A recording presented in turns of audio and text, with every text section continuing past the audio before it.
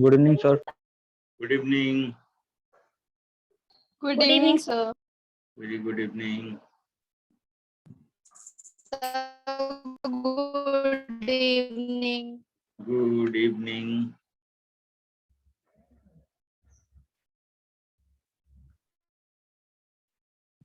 Good evening, sir. Good evening.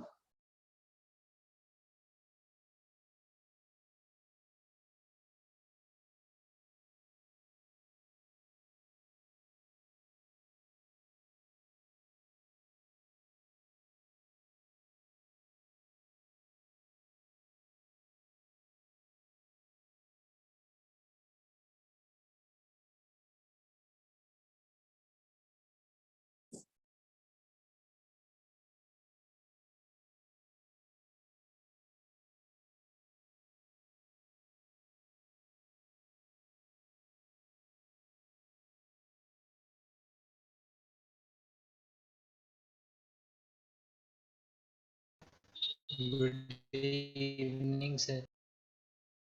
Good evening.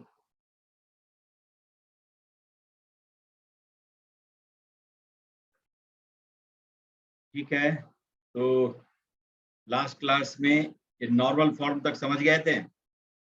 इसमें किसी को कोई दिक्कत तो नहीं हुई? No, sir. ठीक है, No, sir. चलिए, गुड, वेरी गुड, है ना। और सब चीज को, कॉन्सेप्ट को बिल्कुल साफ रखना है, कोई एडल्ट्रेशन नहीं होनी चाहिए, है ना। चलिए, अब जो क्वेश्चंस मैंने दिए थे वो सब हो गया था। एक लक्षिता का एक सवाल है, उसको मैं देख लेता हूँ।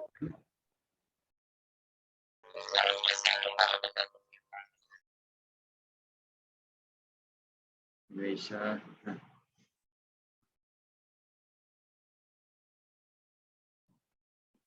बताइए।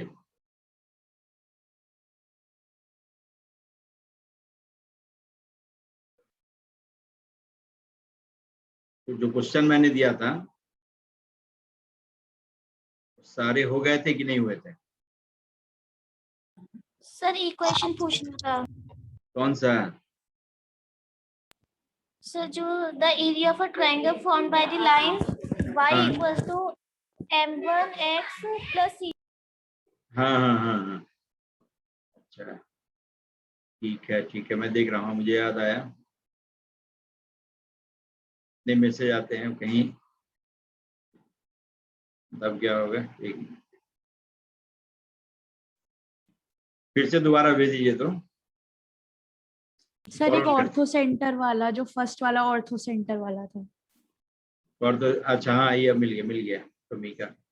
ठीक है, area of the triangle formed by the line ये y इक्वल टू m1x, यही है ना, plus c1, y equal to m2x plus c2 and x equal yes to, sir, यही ना। यस। चलिए देखिए,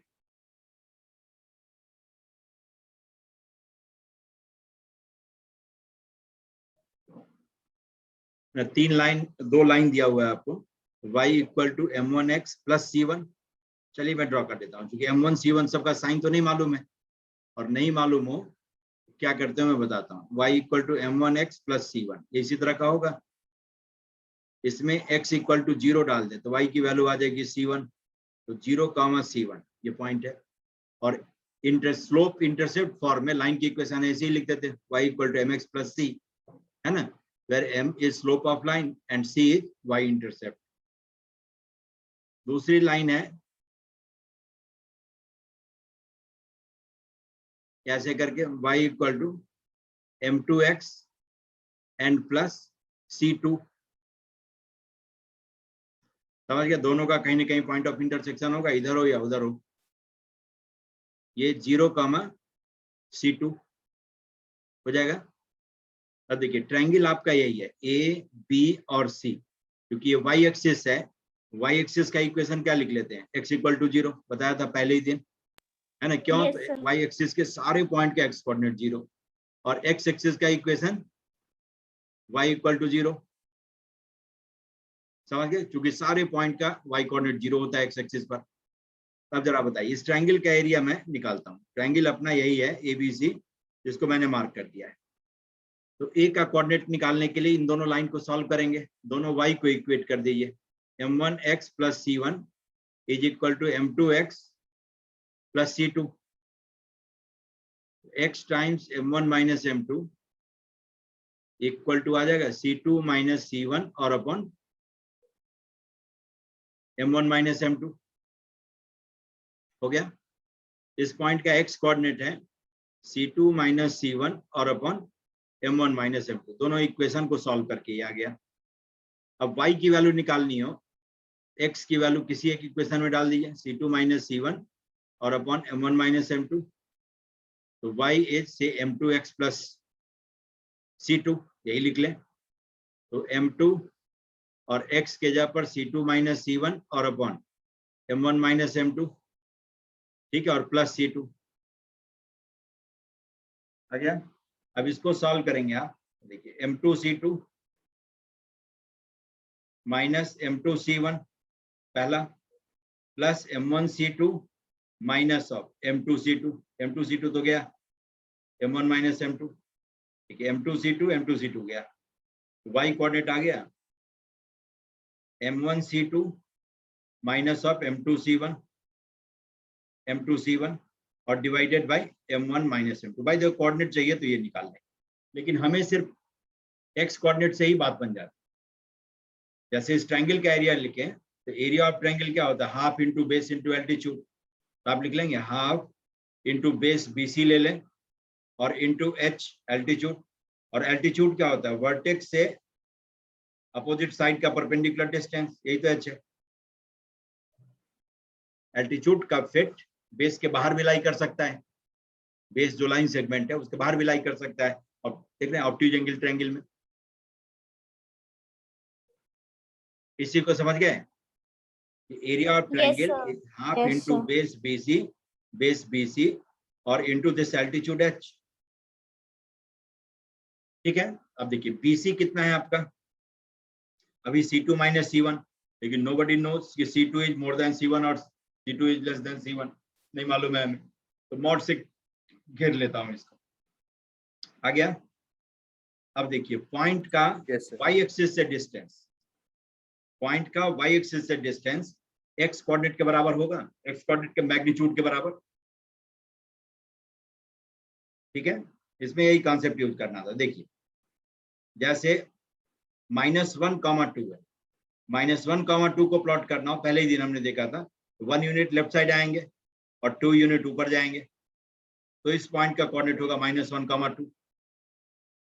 अब जरा बताइए, ये हाइट 2 है और ये डिस्टेंस 1 है, इसीलिए इस पॉइंट का कोऑर्डिनेट है -1, 2। अब इस पॉइंट का y एक्सिस से डिस्टेंस कितना होगा,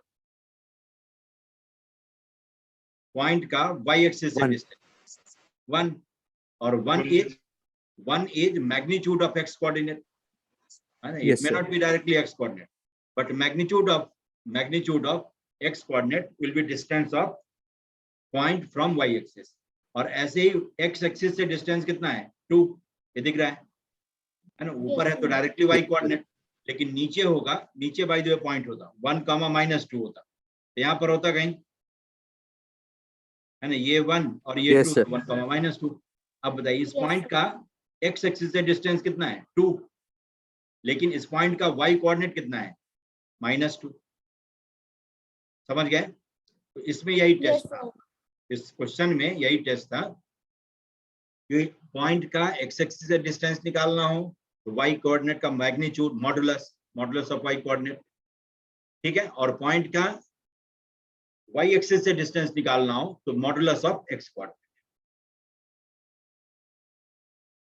समझ गए। क्योंकि दोनों मैंने ऑकवर्ड चीज लिया है, x कोऑर्डिनेट नेगेटिव है तो पॉइंट का y एक्सिस से distance 1 is modulus of -1। Fourth quadrant का जो पॉइंट है उसका कोऑर्डिनेट है 1, -2, उस पॉइंट का x एक्सिस से डिस्टेंस निकालते, ये 2 डिस्टेंस तो एब्सोल्यूट वैल्यू है ना, और 2 is modulus of y coordinate. तो इन जनरल आपको जब कभी भी किसी पॉइंट का x एक्सिस और y एक्सिस से डिस्टेंस निकालना हो तो आप x एक्सिस से डिस्टेंस निकालना है तो y कोऑर्डिनेट का मैग्नीट्यूड, और y एक्सिस से डिस्टेंस निकालना है तो x कोऑर्डिनेट का मैग्नीट्यूड। तो अब जरा बताइए h कितना है,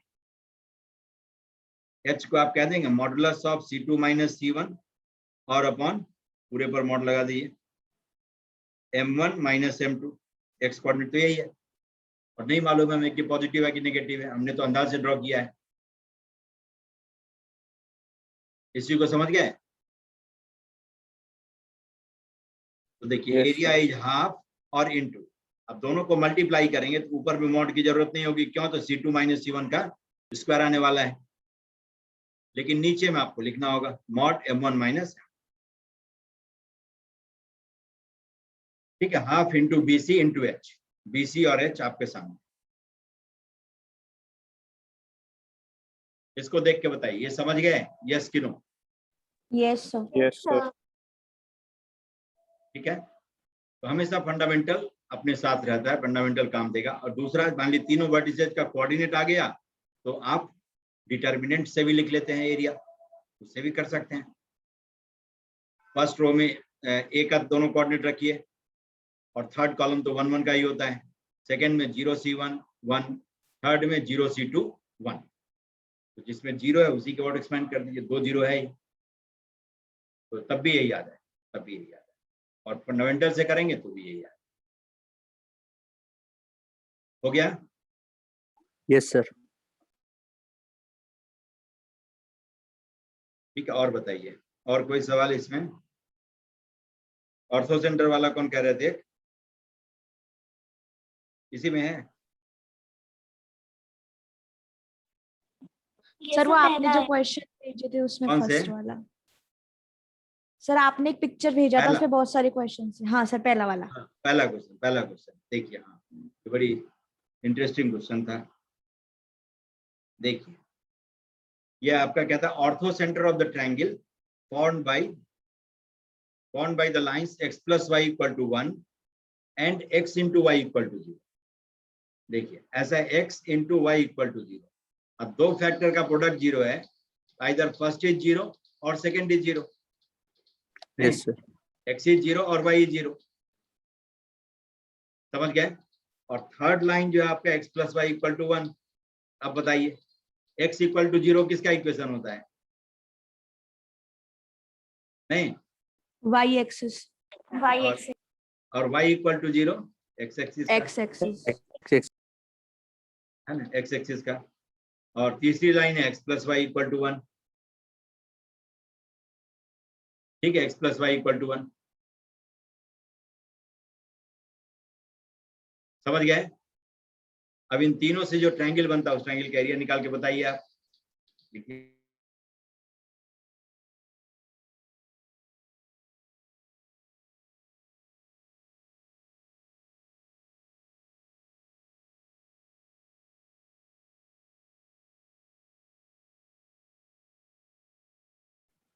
ठीक है, अब देखिए यही है आपका ट्रायंगल है, इसी ट्रायंगल का एरिया निकालना है, एरिया निकालना था ना, या ortho centre of the triangle. तो देखिए आसान काम, ऑर्थो सेंटर किसे कहते हैं मालूम है? सर, जहाँ पे सर तीनों जो एल्टीट्यूड मीट ऑल्टीट्यूड्स करते हैं। मिलते हैं। गुड, एल्टीट्यूड्स के पॉइंट ऑफ कंकरेंसी को ऑर्थो सेंटर कहते हैं, है ना, एल्टीट्यूड्स के पॉइंट ऑफ कंकरेंसी को ऑर्थो सेंटर, यही ऑर्थो सेंटर है, यस सर। समझ गए? ये आपका ऑर्थो सेंटर है, से इसको P मैं कह दूं, this P is ortho centre. ठीक, अब जरा बताइए कि राइट एंगल ट्रायंगल है, ये तो राइट एंगल ट्रायंगल है, ठीक है, O A और B ये है। अब B से OA पर परपेंडिकुलर लाइन ड्रॉ करेंगे, वो कौन सी लाइन होगी? यही होगी, yes sir. Yes sir. A Yes, से sir. BO पर परपेंडिकुलर डालिए, सर यही होगी। यही होगी, ठीक है। यस और सर। O से जो पास होगा एल्टीट्यूड, वो तो O से पास होगा ही होगा, तो तीनों एल्टीट्यूड का पॉइंट ऑफ कंकरेंसी यही है जहां पर राइट एंगल बनता हो, यस yes sir, समझ गए? तो orthocentre of right triangle is always at the point where right angle is form, जहां पर राइट एंगल फॉर्म होता है वही पॉइंट उस ट्रायंगल का ऑर्थो सेंटर कहलाता है, विदाउट था, okay sir, समझ गए? Right angle Yes, sir. Triangle का सर्कम सेंटर कहां पर होता है? सर्कम सर्कल किसे कहते हैं? सर्कम सर्कल किसे कहते हैं, मालूम है कि नहीं?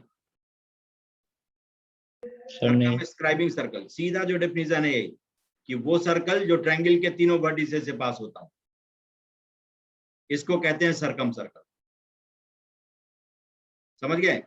ये है सर्कम सर्कल, और इस सर्कल का सेंटर सर्कम सेंटर कहलाए, ये सर्कम सर्कल हो गया,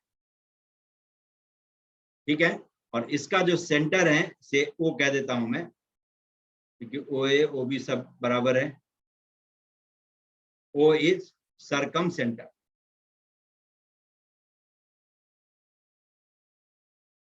समझ गए कि किसी भी ज्योमेट्रिकल फिगर का Yes, सर्कम sir. सर्कल, किसी भी ज्योमेट्रिकल फिगर का, ट्रायंगल हो, रेक्टेंगल हो, क्वाड्रिलेटरल, जनरल क्वाड्रिलेटरल हो, पेंटागन हो, हेक्सागन हो, उसका सर्कम सर्कल वो सर्कल कहलाएगा जो उसके सारे वर्टिसेस से पास होता है। ट्रायंगल है तो तीनों वर्टिसेस, क्वाड्रिलेटरल है तो चारों वर्टिसेस, पेंटागन है तो पांचों वर्टिसेस, हेक्सागन है तो 6 वर्टिसेस से पास होने वाला सर्कल उसका सर्कम सर्कल कहलाएगा। सर्कम सर्कल का यही मीनिंग। अब जरा बताइए, अब इसका सर्कम सर्कल मैं ड्रॉ करूं तो देखते रहिए, यही सर्कल होगा नहीं? यही इसका सर्कम Yes, सर्कल है। Yes, sir. Yes, अब बताइए, ये एंगल 90 है, इसका मतलब ये ए बी लाइन सर्कल का क्या है? Diameter. डायमीटर। क्यों है डायमीटर? diameter. क्यों डायमीटर है? इसलिए कि सेमी सर्कल का ही एंगल 90 एंगल होता इन है, semicircle is 90 degree. 90 degree right angle है ना, तो इसलिए A B must be diameter, और डायमीटर के मिड पॉइंट को ही सेंटर कहते हैं कि नहीं? Yes, sir. Yes, sir. तो राइट एंगल ट्रायंगल में हाइपोटेन्यूस का मिड पॉइंट सर्कम सेंटर कहलाता है।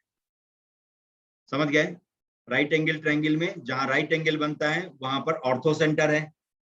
This origin right now is ortho centre and mid point of hypotenuse is circum centre. दोनों चीज समझ गए? Yes, sir. Yes, ठीक sir. है। अब देखिए, जैसे अब ए का कोऑर्डिनेट निकालना होता है, ए एक्स एक्सिस का पॉइंट है जिसका वाई कोऑर्डिनेट क्या होगा? 0। वाई को 0 कर दीजिए, और वाई को 0 कर दे तो एक्स की वैल्यू कितनी आ जाएगी? 1 आ जाएगी। इसमें वाई इक्वल टू 0 करिए, एक्स की वैल्यू 1, Yes, sir. और इसी में एक्स इक्वल टू 0 करते तो वाई की वैल्यू 1 नहीं। तो बी का Yes, कोऑर्डिनेट sir. निकालेंगे तो बी का एक्स कोऑर्डिनेट 0 होगा, क्योंकि वाई एक्सिस का पॉइंट है, तो उसका एक्स कोऑर्डिनेट क्या हो जाएगा? 1। इसका सर्कम सेंटर आपसे पूछता तो सर्कम सेंटर क्या लिखते हैं? ए बी का मिड पॉइंट है ना, यही सी आपका सर्कम सेंटर है। ए बी का मिड पॉइंट, ए 1,0 है और बी आपका 0,1, ये हो गया 1/2, 1/2, ये हो गया circum centre. Sir right triangle का सर्कम सेंटर कैसे निकाला, फिर से बता दीजिए। राइट एंगल ट्रायंगल का, राइट एंगल ट्रायंगल का, यस सर। हाँ, राइट एंगल ट्रायंगल का सर्कम सर्कल यही सर्कल है जो मैंने ड्रॉ किया है, जो तीनों वर्टिसेस Yes, से sir. पास होता हो, किसी भी ट्रायंगल के तीनों वर्टिसेस से पास होने वाला सर्कल उस ट्रायंगल का सर्कम सर्कल कहलाता है। ठीक है, तो अब इस ट्रायंगल का सर्कम सर्कल यही जो मैंने ड्रॉ किया वो सर्कल है।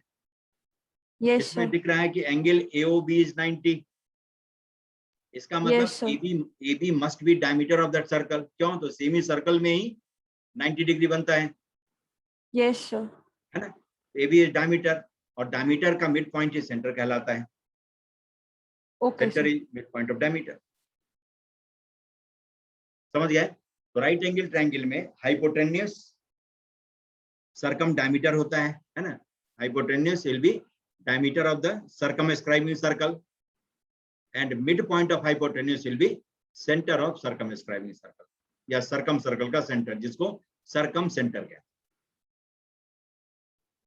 सर जब हमने ऑर्थो सेंटर निकाला था तो जब हमने बी से परपेंडिकुलर डाला था और ए से परपेंडिकुलर, तो वो तो सेम था, पर ओ का परपेंडिकुलर ए बी पर लाई करा था, तो हमने ओ पॉइंट को क्यों माना था?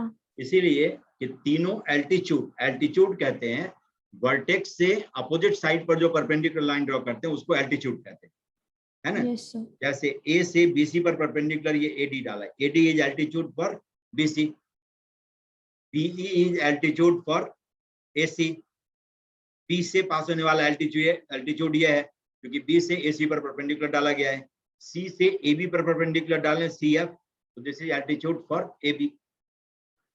Yes sir. समझ गए? तो अब जरा Yes, सोच sir. के देखिए, बी से किस पर परपेंडिकुलर डालेंगे तो एल्टीट्यूड कहलाएगा, OA पर। OA पर, यस सर। OA पर, तो बी से OA पर परपेंडिकुलर डालेंगे तो ये BO लाइन ही होगी परपेंडिकुलर, यस सर। है ना। A से OB पर परपेंडिकुलर डालिए तो AO लाइन ही होगी परपेंडिकुलर।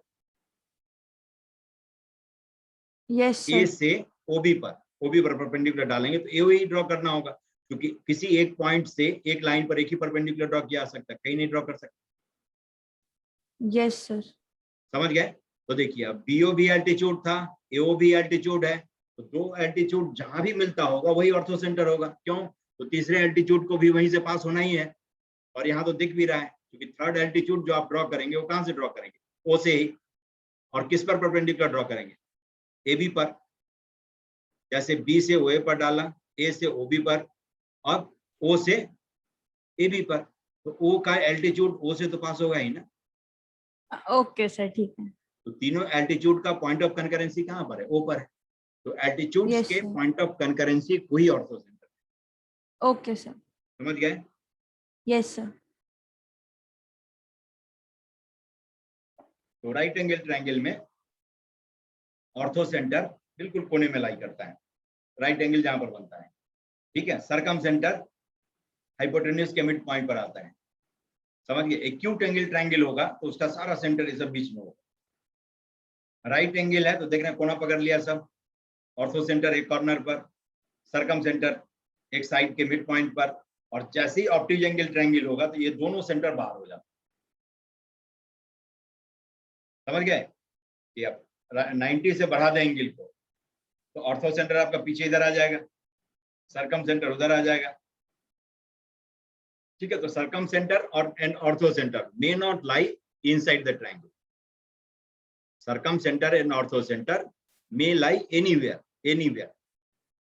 कहने का मतलब इनसाइड द ट्रायंगल और on the side of the triangle और आउटसाइड द ट्रायंगल। समझ गए तीनों चीज? एक्यूट एंगल ट्रायंगल होगा तो ऑर्थो सेंटर जैसे ये बीच में देख रहे हैं यहाँ पर आया, है ना। राइट एंगल ट्रायंगल हुआ तो कोने पर आ गया। अब ऑब्ट्यूज एंगल ट्रायंगल ऐसे ड्रॉ करेंगे, ये इस तरह का ट्रायंगल होगा, अब इसका ऑर्थो सेंटर कहाँ होगा? बाहर। ठीक है, यहाँ से इस पर परपेंडिकुलर डालेंगे तो बढ़ाइए, फिर यहाँ से इस पर परपेंडिकुलर डालेंगे, ये एल्टीट्यूड हो गया। इन दोनों का पॉइंट ऑफ कंकरेंसी ये है, समझ गए? इन दोनों का पॉइंट ऑफ कंकरेंसी ये है, यहाँ पर आया। अब क्या करेंगे? अब जिस वर्टेक्स से इस पर परपेंडिकुलर डालेंगे, इसको बढ़ाइए, इस पर परपेंडिकुलर डालेंगे, ये आ गया। समझ गए? तीनों वर्टिसेस से यही ट्रायंगल A, B और C था। A का एल्टीट्यूड ये है, B का एल्टीट्यूड ये हो गया, ठीक है, और C का एल्टीट्यूड ये है। And altitudes are concurrent, their point of concurrency is orthocenter. तो this orthocenter lie outside the triangle, ऐसा भी हो सकता है। समझ गए? ऐसे ही सर्कमस्क्राइबिंग सर्कल का सेंटर भी इस केस में क्या होगा? बाहर। सर्कल ये है जो तीनों वर्टिसेस से पास होता हूँ, इस सर्कल का सेंटर कहाँ पर है? यहाँ है, इधर है। तो circum centre may lie outside the triangle, ortho centre may lie outside the triangle. समझ गए? लेकिन सेंट्रॉइड बिल्कुल अंदर होगा, जिस पर हमारी बात होगी अभी, बाद में बात होगी। अभी थोड़ा सा लाइन वाइन पढ़ लें, उसके बाद में फिर आते हैं पॉइंट पर। तो फिलहाल ऑर्थो सेंटर के बारे में समझ गए? Yes sir. Yes yes sir. Sir. समझ गए ऑर्थो सेंटर? चलिए और बताइए, इसमें कोई और सब हो गया है? यस कि नो? या Yes, ट्राई नहीं sir. किया? सर एक और है। एक और कौन सा है बताइए? क्वेश्चन नंबर बताइए, क्वेश्चन पढ़िए, मेरे पास में है ये, मैं बता दूंगा। Sir the area of triangle form by lines, और 3 इक्वेशन दी हुई है उसमें, द एरिया ऑफ डिटर्मिनेंट वाले ट्रायंगल क्वेश्चन के ऊपर। किसके ऊपर? सर डिटर्मिनेंट वाला क्वेश्चन है उसके ऊपर वाला। द एरिया ऑफ 3 लाइन की इक्वेशन जो दिया हुआ है वो है ना, यस सर। यही है। देखिए 7x 7x माइनस 2y, ये है क्वेश्चन। सब लोग देख लीजिएगा, है ना, ग्रुप में भेज ही दिया था। 7x minus of 2y plus 10 equal to 0, एक लाइन है। दूसरी लाइन है 7x plus 2y minus 10, parallel line है, देख रहे हैं।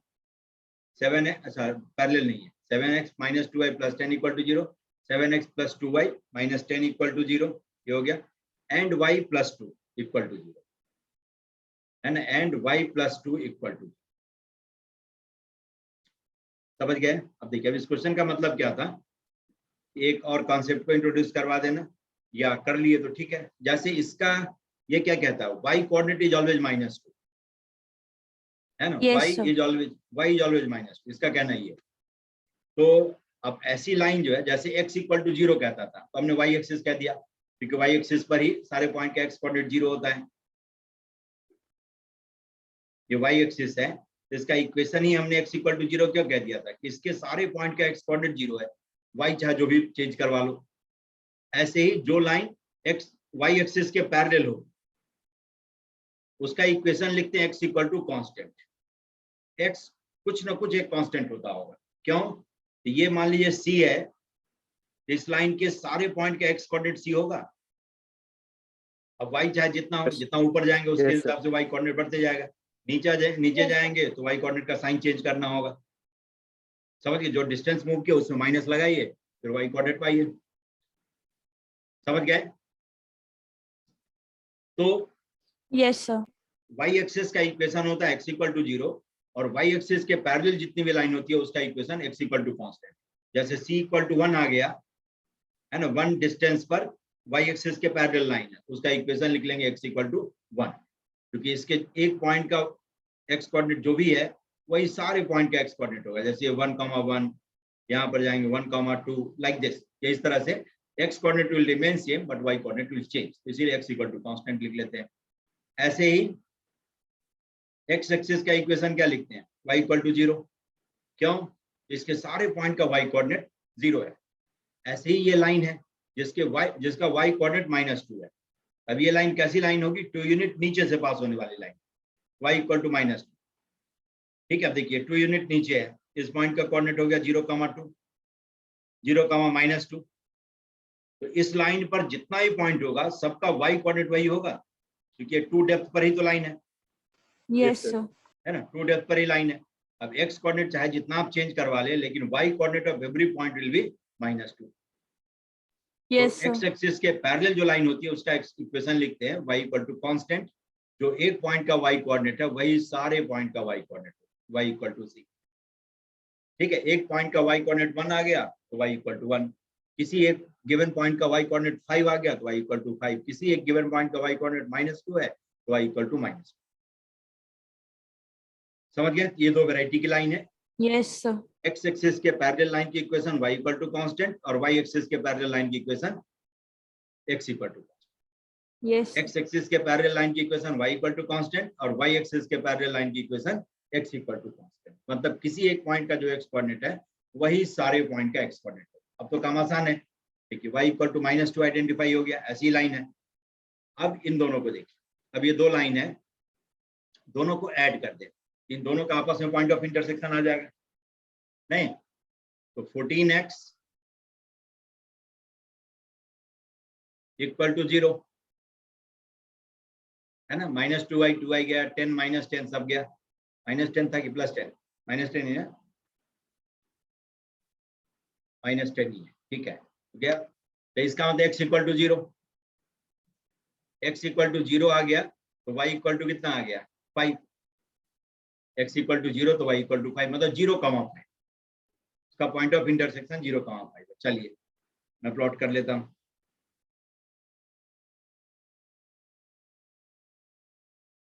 ठीक है, y एक्सिस पर ही इसका पॉइंट ऑफ इंटरसेक्शन है दोनों लाइन का 0,5। अब एक आपका y इक्वल टू -2 है, इससे लाइन का पॉइंट ऑफ इंटरसेक्शन होगा और दूसरे लाइन का भी होगा, है ना। अब 7x -2y + 10, जैसे ये 7x -2y + 10 इक्वल टू 0, और ये हो गया आपका 7x plus 2y minus 10 equal to 0। समझ गए? अब इसमें y इक्वल टू -2 रखिए, इन दोनों पॉइंट का y कोऑर्डिनेट -2, इसका भी y कोऑर्डिनेट है -2, क्योंकि ये लाइन ही है y इक्वल टू -2। अब दोनों इक्वेशन में y इक्वल टू -2 रखकर x की वैल्यू निकालें, तो 7x plus 4 plus 10 equal to 0, x equal to कितना आ गया -2, -2 अब इसमें रख दीजिए y इक्वल टू -2, तो 7x -4 minus 10 equal to 0, x equal to 2, ये 2 -2 आ गया। देखिए कितना आसान काम है, ज्योमेट्री ड्रॉ करने की चीज होती है, यही बताया था BC, और उसी पर बेस्ड है A। ये पॉइंट है आपका सर तो 0, निकाल -2 लेंगे। आ जाएगा। देखिए Yes, BC sir. आ गया, यस सर BC कितना है 4, ठीक है, हाँ और सर इसको AD कहते हैं, AD कितना है 5। 7 हैं? ठीक से बताइए, 7 ये 0 है, ये अच्छा, x हाँ, ठीक एक्सिस है। है, ये 0, seven. -2 है, 7। 7। A है 5 यूनिट ऊपर, D है 2 यूनिट नीचे, तो 7, तो half into base into altitude, 14 square units. समझ गए? यस यस सर ठीक है, देख रहे हैं क्या सब करना था। तो सर हाँ, सर हमने ये कैसे कंक्लूड किया कि इक्वेशंस को ऐड करने पे उनका पॉइंट ऑफ इंटरसेक्शन आ जाएगा? दोनों को सॉल्व करना था, दोनों को सॉल्व तो कर सकते हैं ना, तो सॉल्व करेंगे तो y को हटाना हो तो दोनों को ऐड ही करेंगे ना, सीधा, किससे मल्टीप्लाई तो नहीं करना हो। यही करते हैं ना, दो इक्वेशन जब सॉल्व करने के लिए कहा तो क्या करते हैं, एक को हटाते हैं दूसरा पाते हैं, है ना, यही करते हैं ना।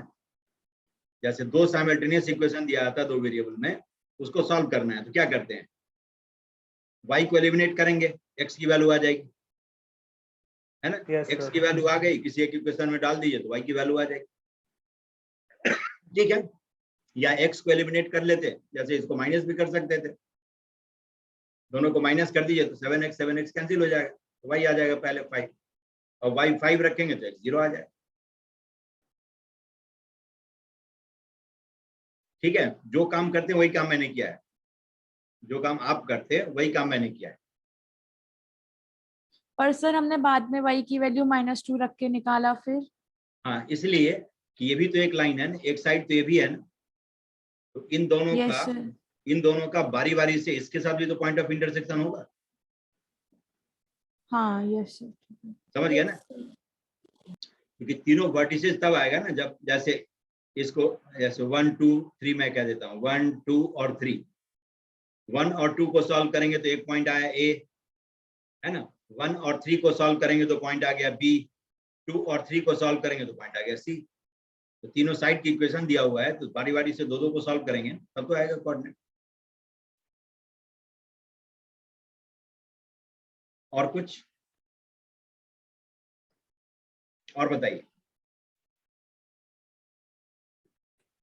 इसमें और कोई डाउट तो नहीं? जो भी No, पूछना है sir.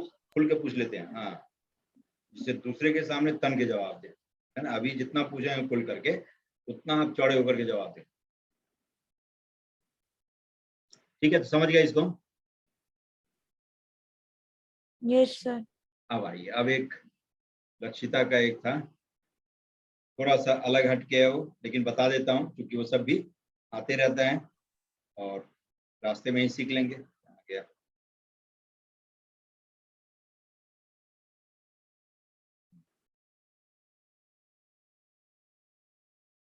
ठीक है, ये बताऊंगा आपको जब एंगल बाइसेक्टर बताऊंगा तब अच्छे से, अब उस पर काफी जिक्र करते हैं। अभी एक फॉर्मूला बता देता हूँ जिसकी जरूरत हो, है ना, जिसकी जरूरत बार बार होती रहती है, और उसमें कोई ज्यादा काम नहीं करूंगा, है ना। जैसे एक ट्रायंगल, ये आपका ABC है, ठीक है, बिल्कुल आसान काम, कोई पेन नहीं लेना है। यहां से मैं इस पर परपेंडिकुलर डालूंगा, फुट ऑफ परपेंडिकुलर D है, ठीक है। वर्टेक्स ए के अपोजिट साइड को कन्वेंशनली स्मॉल ए कहा जाता है, वर्टेक्स बी के अपोजिट साइड को स्मॉल बी कहते हैं और सी के अपोजिट साइड को स्मॉल सी कहते हैं। ठीक है, ये ट्रेडिशनल नोटेशन है, ये कोई ऐसा नहीं कि फिक्स नोटेशन है, चेंज भी हो सकता है, ट्रेडिशन है, ट्रेडिशन बदल भी सकता है। अब जरा देखिए, कॉस बी को आप लिख सकते हैं बी डी और upon C base upon hypotenuse, cos theta होता है, यस सर। तो B D Yes, is sir. C cos B, B D is C cos B हो जाएगा। Yes sir. नेक्स्ट देखिए, इस ट्रायंगल में डी सी और upon small B is cos C, yes sir. तो D C is B cos C. Yes ठीक sir. है, Yes, sir. अब इस बी डी और डी सी दोनों को मैं ऐड कर दूं तो बी सी आ जाएगा, yes sir. Yes sir. B C equal to B D और प्लस डी सी लिख सकते हैं, तो ये हो गया A, B C A, B D क्या था सी कॉस बी और डी सी क्या है बी कॉस सी, है ना। Yes, इस sir. फॉर्मूले को कहते हैं प्रोजेक्शन फॉर्मूला, कभी आपके कहीं पर लिखा हुआ मिल जाए तो चौंकना नहीं है, प्रोजेक्शन फॉर्मूला। ठीक है, प्रोजेक्शन फॉर्मूला कहते हैं। ए को बी और सी के टर्म में लिख सकते हैं, ऐसे ही बी को लिखना होता तो ए और सी के टर्म में। आपको मालूम है या नहीं मालूम है, लिख डालिए सी कॉस ए, और साइड सी को लिखना हो तो किसके टर्म में लिखेंगे, ए और बी के टर्म, ए और बी के, A cos B plus B cos, इसी तरह से आए, समझ गए। इसको कहते हैं प्रोजेक्शन Yes, फॉर्मूला। sir. जैसे B D side A B का प्रोजेक्शन है बीसी पर, क्योंकि प्रोजेक्शन निकालना होता है तो क्या करते हैं, जिसका प्रोजेक्शन निकालना होता है उसके दोनों एंड से जिस पर प्रोजेक्शन निकालना होता है उस पर परपेंडिकुलर डालते हैं। जैसे ये ए बी है, इसका प्रोजेक्शन सी डी पर निकालना हो तो ए से आप परपेंडिकुलर डालेंगे, ये पी हो गया, पी से परपेंडिकुलर डालेंगे सी डी पर, ये क्यू हो गया। This P Q is projection, P Q is projection of AB on CD। समझ गया प्रोजेक्शन निकालने का तरीका। तो आप जरा सोच के देखिए, बीए का बीसी पर प्रोजेक्शन यही होगा बीडी, बीए का बीसी पर प्रोजेक्शन निकालते तो बीडी ही होता, बी से परपेंडिकुलर डालेंगे बीसी पर तो वहीं पर आ जाएगा क्योंकि कॉमन पॉइंट है। नहीं, जब पॉइंट कॉमन हो तब वहां से उस